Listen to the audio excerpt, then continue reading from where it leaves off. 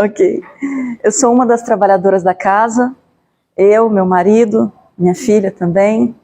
Estamos sempre presentes aqui. Antes de começar, eu só quero pontuar algumas coisinhas. Eu vou contar algumas histórias e pode parecer que elas não têm nada a ver uma com a outra, mas eu prometo que eu amarro tudo no fim. Eu prometo que no fim tudo vai ter uma explicação. Eu trouxe aqui comigo os livros que eu me baseei para fazer essa palestra que vocês vão assistir hoje. Estão todos aqui comigo. E para vocês verem que tem um embasamento, são todos de Chico, estão todos aqui comigo. Também vai ter um porquê deles estarem aqui. Essa palestra, eu coloquei o nome dela de A Fé na Cruz do Cristo. E eu começo fazendo uma pergunta para vocês. Para cada um de vocês, e eu não preciso ouvir a resposta está no íntimo de vocês. Olhando bem no olho de cada um de vocês, eu pergunto: vocês acreditam em Deus? Quem aqui que está presente, encarnado, os desencarnados também, quem aqui acredita em Deus? A resposta está no coração de cada um de vocês. Eu queria perguntar se no íntimo de vocês, se vocês oram. Mas eu quero saber se vocês oram mesmo. Olha, não é conversa de padaria aqui não, viu? Aquela conversinha no finzinho da padaria, finzinho de festa. Ah, você acredita em Deus? Qual que é a sua religião? Não. Pergunta íntima que eu estou fazendo para vocês, se vocês acreditam em Deus. Guardem a resposta e deixem ela fermentando um pouquinho aí, porque a gente vai chegar nela.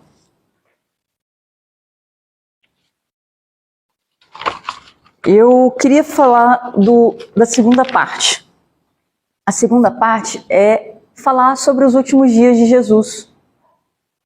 É uma história que muitos podem conhecer, mas faz muito pertinente ao que a gente vai conversar aqui hoje. Falar sobre Jesus Cristo. Primeiramente no nome, Jesus, Cristo. Cristo não é sobrenome. Cristo é uma posição, é um cargo, algo que foi dado a Jesus, que foi, na verdade, ganhado, obtido, segundo os méritos dele. O Cristo é o nome que se denomina os espíritos em que estão na mais alta evolução e que eles, em uma cúpula, em uma assembleia, recebem os desígnios diretamente de Deus. Um grupo de espíritos tão evoluído que os desígnios são enviados diretamente de Deus. Deus fala diretamente com Jesus. Entre ele, outros espíritos tão evoluídos quanto ele. O Cristo, ele é uma posição, é um cargo. Quando eu falo para vocês, gente, bom dia, meu nome é Raíza, sou do Ministério Público do Estado de Goiás, e hoje eu vou falar sobre parará. Quem está falando aqui não é a Raíza, não é a filha do Joaquim, não. Quando eu estou aqui e falo, sou Raíza do Ministério Público, quem fala é o Ministério Público de Goiás. Não sou eu. Não são as minhas opiniões. Assim como Jesus, quando Cristo, ele fala, as palavras que saem da boca dele são as palavras diretamente vindas de Deus. Então, quando eu conto para vocês que este, até nesse momento, homem, ele chama os seus amigos para um jantar, ali eles ceiam. Esses são os últimos momentos de Jesus. Uma ceia na casa de amigos. Ali eles começam uma discussão. Ah, quem será que é o apóstolo que Jesus gosta mais? Ah, e quem será que vai ser o mais poderoso? Jesus nada fala. Ele levanta, vai ali no cantinho, começa a lavar o pé de cada um. Para mostrar que as ações são as importantes, não as palavras. Dali, entre madrugada e manhã, Jesus é preso. Ele é levado preso, como um bandido qualquer. Imagine. Isso aconteceu na época de Páscoa. A cidade de Jerusalém estava em festa. Estavam sendo recebidas pessoas de tudo quanto é lugar, pessoas com tradições diferentes, com culturas diferentes, estavam ali para celebrar a Páscoa. Momento de festa. Todos os senadores romanos, todos os bambambãs de Roma estavam ali. E também pessoas de outras partes, de todas as vilas possíveis. Nesse momento, Jesus preso, foi decidido ali entre a assembleia dos senadores que ele precisava ser punido, porque ele era um usurpador do trono. Olha só, como as pessoas chamavam ele de rei dos reis, os romanos acreditavam que ele veio para tomar o poder de César.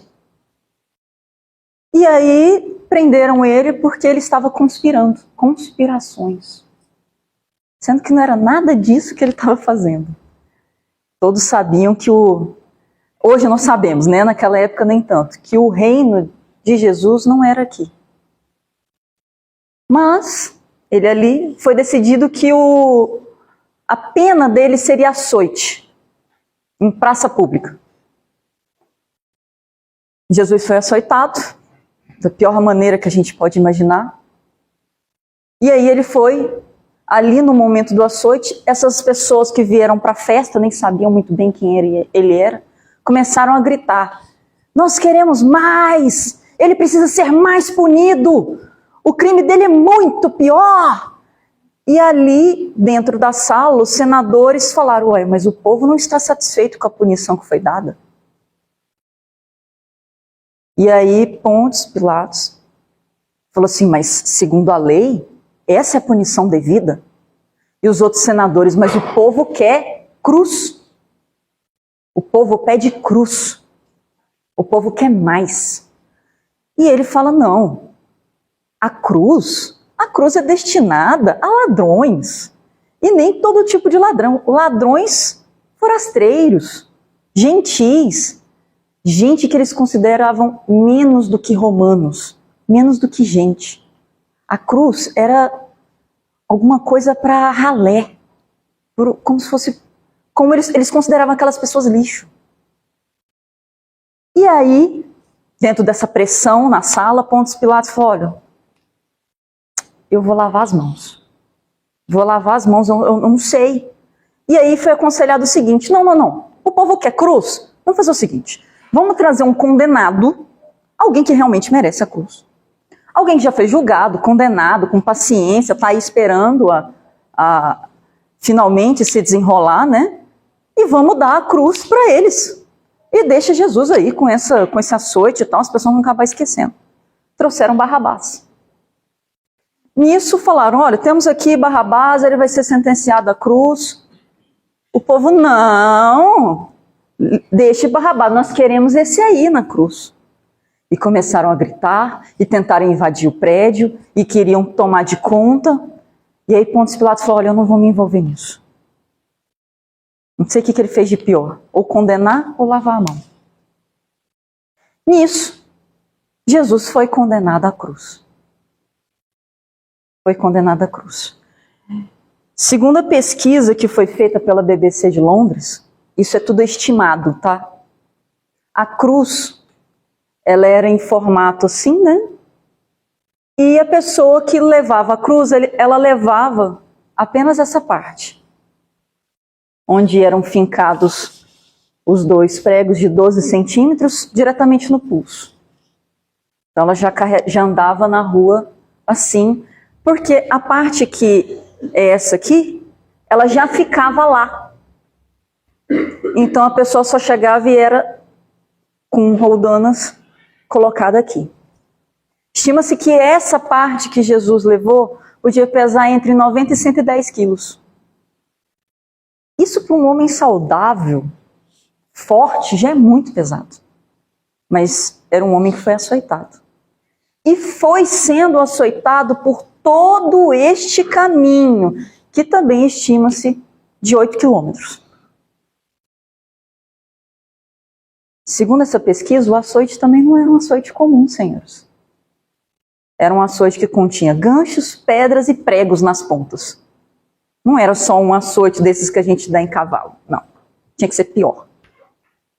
Ele foi, cumpriu o seu calvário. Quando chegou lá em cima, ele ainda pediu perdão por nós. Porque nós não sabíamos o que nós estávamos fazendo. Entendam, essa história de horror que eu contei, quem cumpriu ela foi um Espírito Cristo, que recebe os desígnios diretamente de Deus. Ele carregou essa cruz. Calma, guarda essa história aí com vocês. Nós podemos, todos aqui presentes, sentados aqui, todos temos o potencial de um dia ser Cristo. Com as nossas grandes evoluções, com todas as nossas vidas, nós podemos chegar, e essa é a vontade divina, é que todos nós um dia podemos ser Cristo também. No momento, estamos um pouco longe, né? Nós temos nossos erros, nós temos nossos acertos, nossas dúvidas, mas nós podemos ser também pessoas que recebem desígnios diretamente de Deus. Senhores, vamos para o pulo do gato. Por que eu estou contando essas histórias todas? Vamos chegar. Santo Agostinho, ele foi um homem que ele passou a vida inteira questionando Deus. Por que Deus? O que é Deus? Onde está Deus? Para que Deus? Para que a vida? Por que Deus nos criou?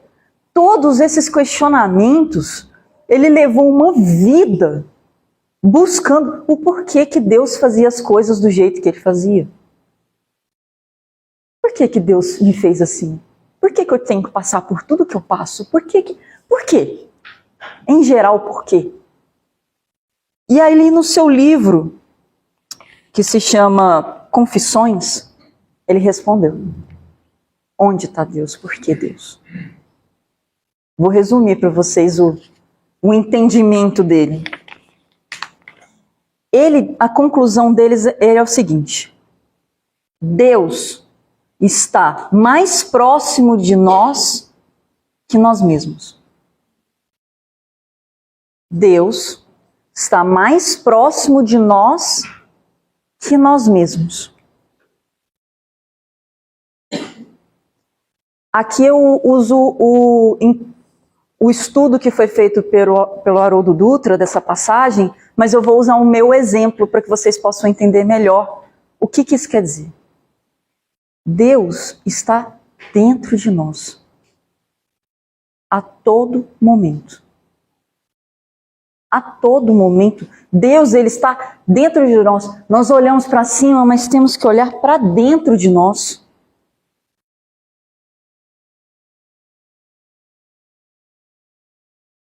Quando vocês choram, Deus está dentro de vocês. Ele vê. Quando vocês têm suas alegrias, Deus está dentro de você. Ele vê. Quando você pergunta, Ele vê, porque Ele está dentro de vocês. No começo da palestra eu falei para vocês que eu tenho uma filha, o nome dela é Alice. E ela é frequentadora aqui do centro. Quem conhece a minha filha sabe que ela é espoleta, é uma criança alegre e que se tivesse aqui agora estava tocando terror. Ela não ia deixar eu falar nada, ela ia querer dar a palestra no meu lugar.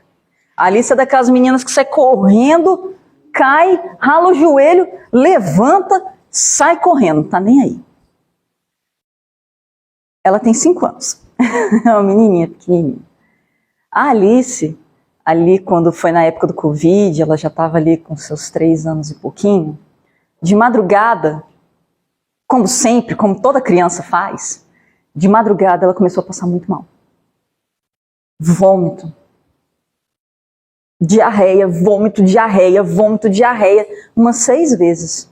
Eu pro meu marido, a gente se olhou e falou assim, meu Deus do céu. E aí aconteceu uma coisa que deixou a gente muito preocupada, a Alice ficou quieta. E aí a gente olhou um pro outro e falou assim, vamos para emergência. Nós fomos para emergência ali da T63, da Unimed, e ali o médico a atendeu, e quando o médico fica calado, a gente sabe que não tá legal, né? Ele virou para mim e falou assim, sua filha está com um grave caso de desidratação. Já não estamos mais falando de prevenção de beber soro, é uma emergência. Porque criança desidrata muito rápido e você pode correr o risco até de perdê-lo. Como era época de Covid, só um dos pais pode ir para emergência. E eu fui eleita. Levei a minha filha, pálida, quieta, que para mim é um pesadelo.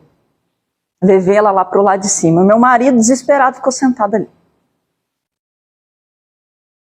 Pois é, aí a gente chegou lá e ela precisava tomar algumas bolsas de soro e também remédios para parar de vomitar. Lembrando, ela tem 3 anos nesse momento. Chegou o enfermeiro, então a gente vai colocar, e a gente conversa e tal, ela é uma menina muito tranquila. Não encontrou a veia dela. Furou. Não conseguiu pegar. Foi para outro braço, furou, não conseguiu pegar. Voltou para o mesmo braço, furou, não conseguiu pegar. A Alice começou a chorar. Começou aquele desconforto. Aí ele vira e chama a chefe dele, isso nunca é bom. Tentei porque eu não estou conseguindo. Tentou no mesmo braço, não conseguiu. Tentou no outro braço, não conseguiu. Começou a tentar na mão, não conseguiu. Nesse momento, minha filha, aquela menina pacífica, tranquila, estava aos berros. Mãe, me salva, me tira daqui. Mãe, eu não aguento mais. Mãe, o que eles estão fazendo comigo? Mãe, me salva. Foi chamada a chefe da enfermaria. E ela furou e não conseguiu. Senhores, já teve algum momento na vida de vocês em que vocês sentiram que o tempo parou, que seu estômago caiu, e meio que você observa a cena daqui de cima, parece que você está vendo você mesmo sofrendo aquilo ali? Esse é o momento que eu estava ali. Ela estava gritando, os enfermeiros sem saber o que fazer, e eu perdendo ela aos poucos. O meu instinto de mãe é de pegar ela ali, pôr no carro, sair correndo, correr para casa, esconder debaixo do cobertor e falar, tá tudo bem, acabou, mas eu não posso fazer isso. Eu não posso fazer isso, vocês estão entendendo? Eu fiz essa menina, eu criei ela dentro de mim, ela cresceu dentro de mim, eu a fiz. Eu sou a maior, eu sou a responsável, eu sou a adulta. Sou eu que preciso virar e falar, isso precisa ser feito. Depois de 12 picadas e ela gritando e precisando de várias pessoas para segurá-la, eu sentei nas pernas dela, virei para a enfermeira e falo, quantas vezes for necessário, faça o que você precisa fazer, quantas vezes for necessário. É o meu dever como mãe, sair daqui com essa menina bem. É o meu dever fazer com que ela fique bem, mesmo que ela me odeie. Mesmo que ela diga que não me ama mais. Mesmo que ela chore, grite, faça escândalo. É o meu dever como mãe. Vocês entenderam o poder do sentimento de uma mãe? De dever. Mas, senhores, eu não sou ninguém.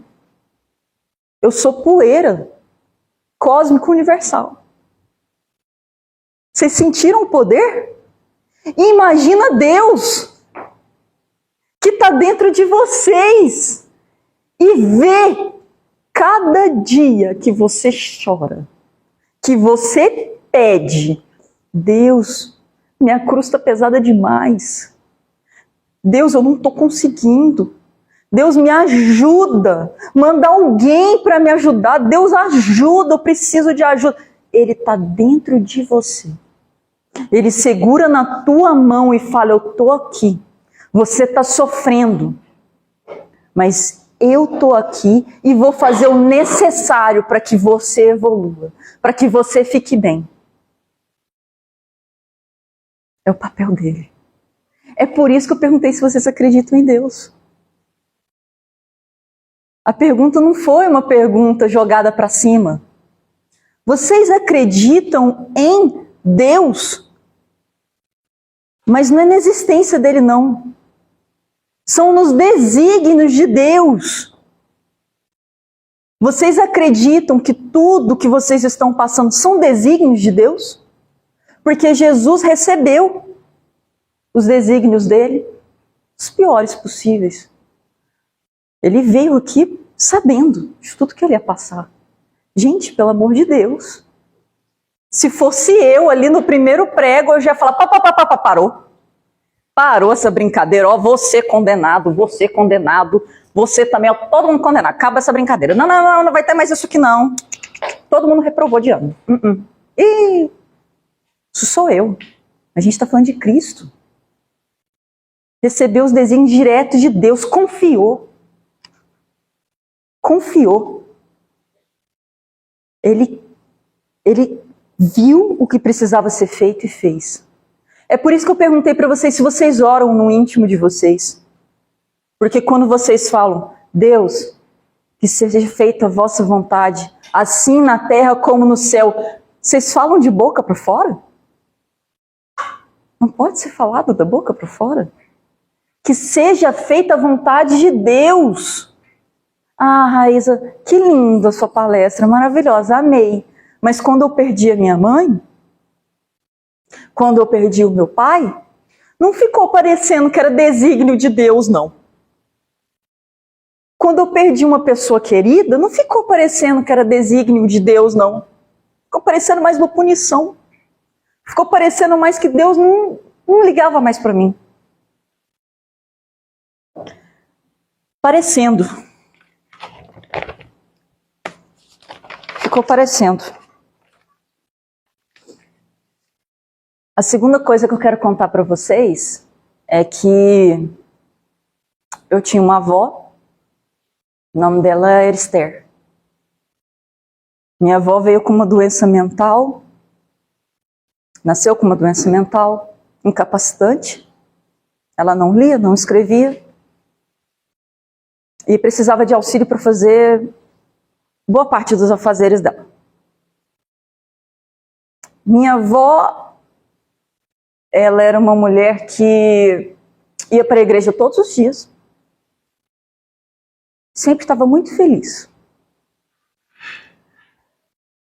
Mas eu não.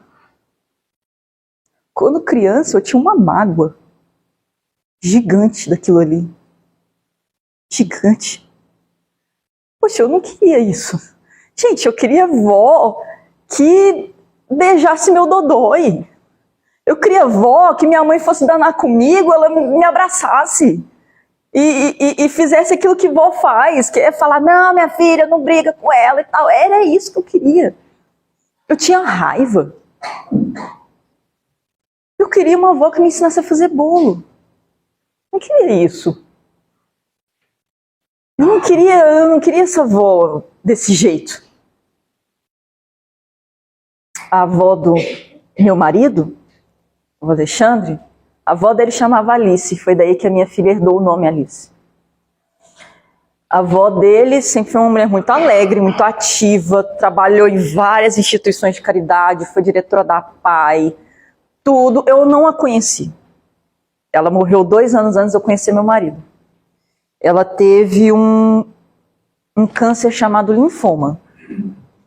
Segundo os médicos que trataram ela, o linfoma é um dos cânceres mais doloridos e que a pessoa mais sofre nos últimos dias. Ela sofre, sente muita dor. A avó do Alexandre nunca reclamou de dor. Pelo contrário, O médico chegava lá e perguntava: "E aí, dona Alice, como a senhora está?" Ela: "Boazinha, amanhã eu saio daqui." Nunca abalou ela, mesmo precisando de fralda. Nunca foi abalada. Por isso aí, pelo menos, não se mostrava abalada. Eu nunca tive a minha avó do jeito que eu queria. E o Xande nunca teve a avó dele do jeito que ele queria.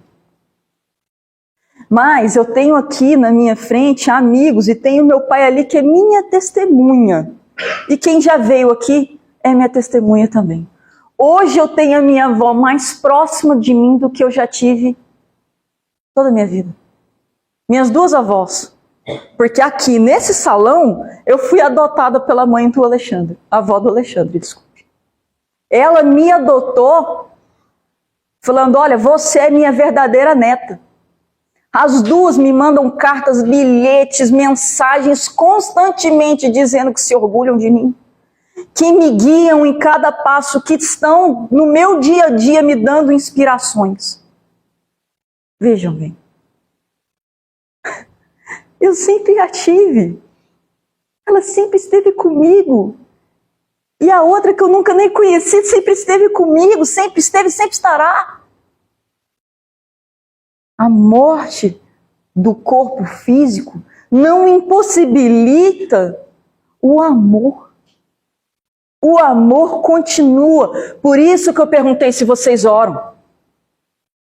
Se vocês pedem proteção, você sabe por quê? Porque a proteção vem daqueles que amam vocês. A minha proteção e os meus anjos da guarda são essas duas.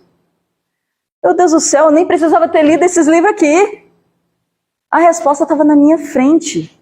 Gente, a minha avó carregou a vida dela, a cruz dela, com abnegação, com humildade.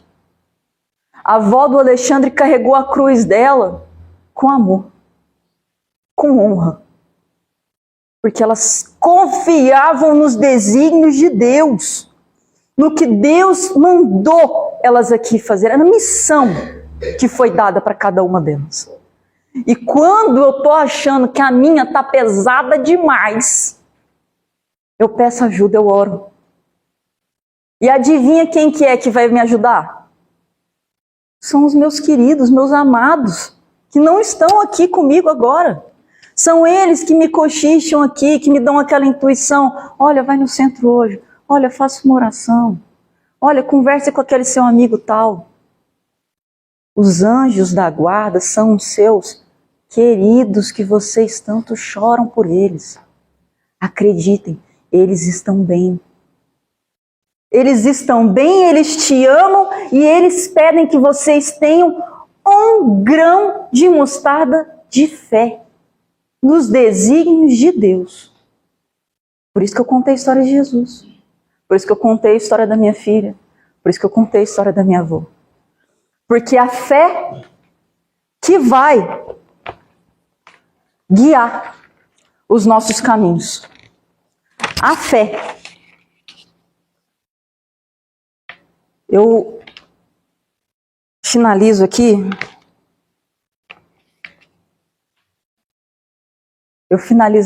Fazendo mais perguntas. Ai, Raiza, você não dá resposta de nada. Não. Infelizmente não é assim que funciona. Eu finalizo aqui perguntando para vocês o seguinte, meus irmãos. Se vocês têm Deus dentro de vocês todos os dias, se vocês têm seus amados junto de vocês todos os dias, se vocês têm a palavra de Jesus com vocês para dar força e ajudando a carregar a cruz diária que cada um aqui tem, eu pergunto para vocês, vocês estão chorando por quê? Se vocês têm um Deus que cuida de vocês e nunca te esqueceu, Ele sabe de tudo que vocês estão passando, de tudo. E Ele mandou eu dizer para vocês que Ele está cuidando. Muito obrigado, que assim seja.